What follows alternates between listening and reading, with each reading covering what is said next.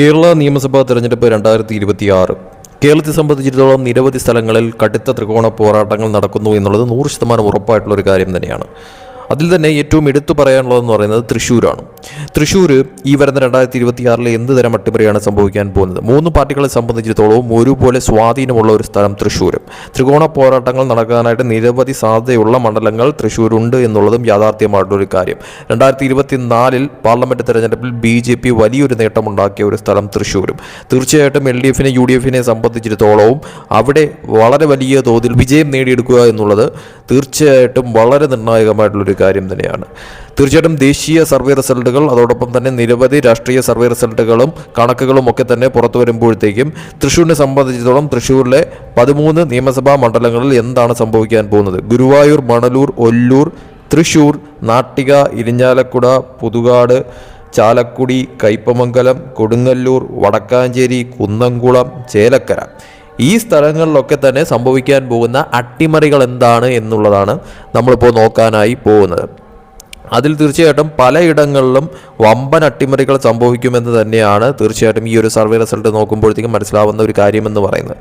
തൃശ്ശൂരിനെ സംബന്ധിച്ചിടത്തോളവും ത്രികോണ പോരാട്ടങ്ങൾ നടക്കുന്ന സ്ഥലങ്ങൾ ഇത്തവണ നിരവധി തൃശ്ശൂരുണ്ട് എന്നുള്ളത് യാഥാർത്ഥ്യമാണ്. അതോടൊപ്പം തന്നെ നിർത്തുന്ന സ്ഥാനാർത്ഥികളെ അടിസ്ഥാനമാക്കിയായിരിക്കും, അതായത് വിജയസാധ്യതയുള്ള സീറ്റുകളിൽ BJP ആയാലും LDF ആയാലും UDF ആയാലും നിർത്തുന്ന സ്ഥാനാർത്ഥികൾ വളരെയധികം നിർണായകമായിരിക്കും. കാരണം സ്ഥാനാർത്ഥിത്വം വളരെ വലിയ തോതിൽ നിർണായക ഘടകമാകും. വിജയ സാധ്യത വളരെ വലിയ തോതിൽ കൂടുന്ന തരത്തിലോട്ട് കാര്യങ്ങൾ എത്തുമെന്നുള്ളതും വളരെ വ്യക്തമായിട്ടുള്ള ഒരു കാര്യം തന്നെയാണ്.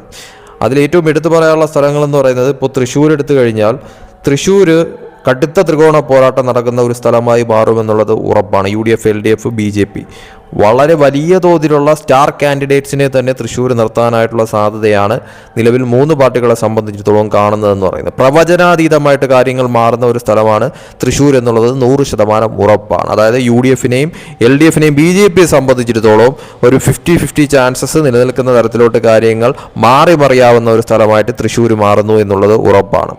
ഇനി മണലൂരിലേക്ക് വരുമ്പോഴത്തേക്കും, മണലൂരായാൽ പോലും അവിടെ LDFനെ സംബന്ധിച്ചിടത്തോളം LDFന് ഒരു തിരിച്ചടി നേരിടാനായിട്ടുള്ള സാധ്യത നിലനിൽക്കുന്നുണ്ട് എന്നുള്ളത് വ്യക്തമാണ്. അതിൽ തന്നെ ആ സീറ്റ് ഒരു ത്രികോണ പോരാട്ടമായി കാര്യങ്ങൾ മാറുമെന്നുള്ളതും ഉറപ്പാണ്. പ്രവചനാതീതമായിട്ട് കാര്യങ്ങൾ മാറും. UDF BJP വോട്ടുകൾ കൂടും, LDF വോട്ടുകൾ കുറയാനായിട്ടുള്ള സാധ്യതയാണ് നിലവിൽ കാണുന്നത്.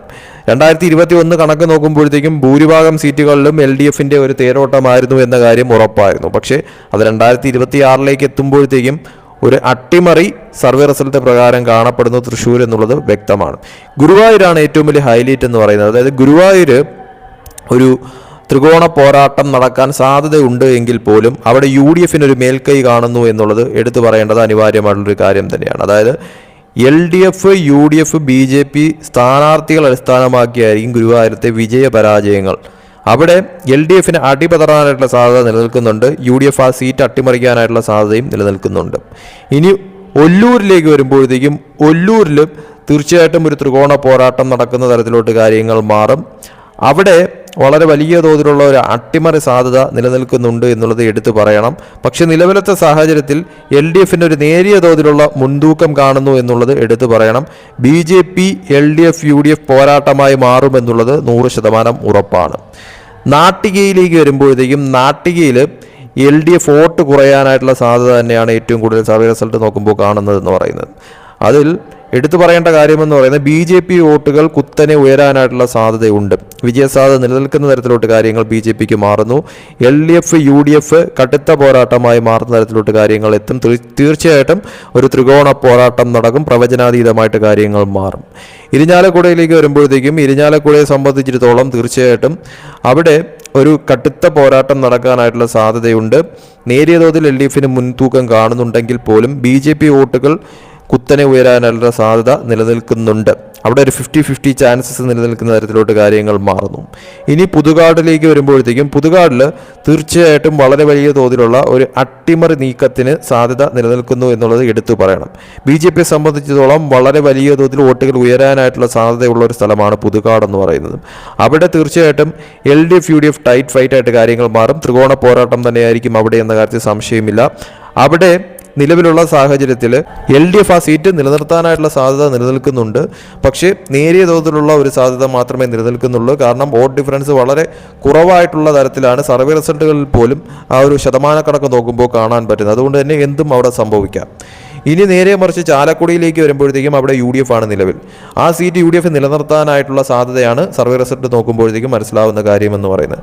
കയ്പമംഗലത്ത് LDF ആണ് നിലവിൽ, അത് LDF നിലനിർത്താനായിട്ടുള്ള സാധ്യത കാണുന്നു. വടക്കാഞ്ചേരിയിൽ LDF ആണ്, അതും LDF നിലനിർത്താനായിട്ടുള്ള സാധ്യത കാണുന്നു. കുന്നംകുളത്ത് LDF ആണ്, അതും LDFന് നേരിയ തോതിലുള്ള മുൻതൂക്കം കാണുന്നു. പക്ഷേ വോട്ടുകൾ കുറയാനായിട്ടുള്ള സാധ്യത തന്നെയാണ് കാണുന്നത്. BJP UDF വോട്ടുകൾ കൂടും. ചേലക്കരയിൽ നോക്കുമ്പോഴത്തേക്കും ചേലക്കരയിൽ ഇത്തവണയും LDF വോട്ടുകൾ കുറയാനായിട്ടുള്ള സാധ്യത കാണുന്നു. BJP വോട്ടുകൾ കൂടും. കടുത്ത ത്രികോണ പോരാട്ടമായിട്ട് കാര്യങ്ങൾ മാറാനുള്ള സാധ്യത നിലനിൽക്കുന്നു. പക്ഷേ നേരിയ തോതിലുള്ള ഒരു മുൻതൂക്കം LDFന് കാണുന്നു എന്നുള്ളത് എടുത്തു പറയണം. അപ്പോൾ മൊത്തത്തിൽ ഈ സീറ്റുകളുടെ കാര്യങ്ങൾ എല്ലായിടത്തും നോക്കുമ്പോഴത്തേക്കും 13 നിയമസഭാ മണ്ഡലങ്ങൾ നോക്കുമ്പോഴത്തേക്കും ഒരു അട്ടിമറി സാധ്യത തന്നെയാണ് പലയിടത്തും നിലനിൽക്കുന്നതെന്ന് പറയുന്നത്. അതായത് LDFൻ്റെ വോട്ടുകൾ പലയിടത്തും കുറയുന്നു, BJP UDF വോട്ടുകൾ കൂടുന്നു. അതോടൊപ്പം തന്നെ LDF നിലവിലുള്ള സീറ്റുകൾ അവർക്ക് ഇടിവ് സംഭവിക്കുന്ന തരത്തിലോട്ട് കാര്യങ്ങൾ മാറുന്നു. LDFന് നിലവിലുള്ള ഭൂരിഭാഗം സീറ്റുകളിൽ നിന്നും അത് 2026 കണക്ക് സർവേ റിസൾട്ട് കണക്ക് വെച്ച് നോക്കുമ്പോഴത്തേക്കും LDFന് നല്ലൊരു തിരിച്ചടിയാണ് തൃശ്ശൂർ ലഭിക്കാനായിട്ടുള്ള സാധ്യത നിലനിൽക്കുന്നത്. അതായത് മാക്സിമം പോയി കഴിഞ്ഞാൽ അവർക്ക് 5 or 6 സീറ്റുകൾ എന്നുള്ള കണക്കിലേക്ക് കാര്യങ്ങൾ മാറുന്നു.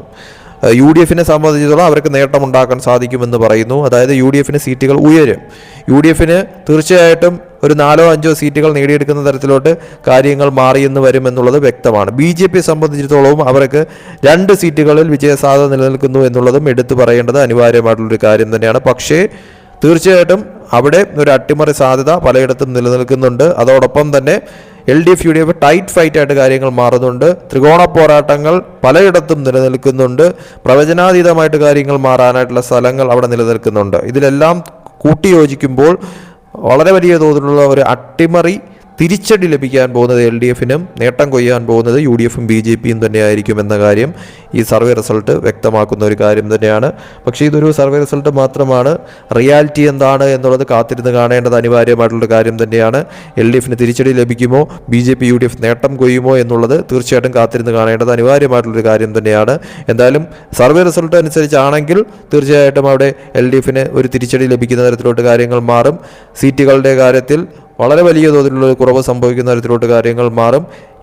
UDFനും അതോടൊപ്പം തന്നെ BJPക്കും ഒരു വലിയ തോതിലുള്ള ഒരു മുന്നേറ്റം എന്നുള്ള രീതിയിലല്ലാതെ തന്നെയും അവിടെ സീറ്റുകൾ നേടിയെടുക്കാനായിട്ടുള്ള സാധ്യതകൾ നിലനിൽക്കുന്നു. കൂടുതൽ സീറ്റുകൾ BJPയെ സംബന്ധിച്ചുള്ള അക്കൗണ്ട് തുറക്കാനും UDFന് നിലവിലുള്ള സീറ്റിൻ്റെക്കാട്ടിലും കൂടുതൽ സീറ്റുകൾ നേടാനുമായിട്ടുള്ള സാധ്യത തൃശ്ശൂർ നിലനിൽക്കുന്നു എന്നുള്ളതും സർവേ വെളിപ്പെടുത്തുന്നു. തീർച്ചയായിട്ടും കാത്തിരുന്ന് കാണാം എന്ത് തരം അട്ടിമറിയായിരിക്കും തൃശ്ശൂർ ജനങ്ങൾ വിധി എഴുതാൻ പോകുന്നതെന്ന് കണ്ടു തന്നെ അറിയണം.